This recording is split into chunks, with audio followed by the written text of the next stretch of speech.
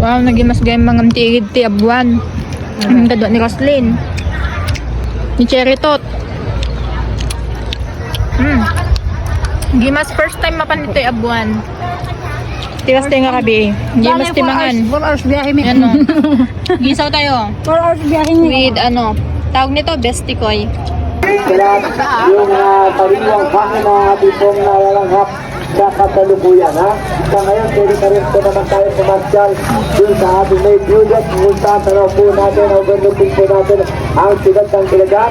Ganupin po ang Northern Sierra Madre kung saan dito nakadali ang tubig ng bilog. Tagasaan kayo, kuya? Ang pakiusap lang po namin sa inyo, bilo namin pagpagtanggi. Bilo na 24 ba? Abuan River. Ha? Okay na. Ayaw. Saan lugar po kayo, ma'am? 14 di sa 6. 14 din si Pero like ka, mga 8. Magputi kayo.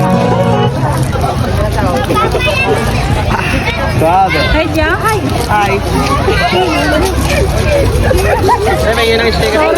sorry.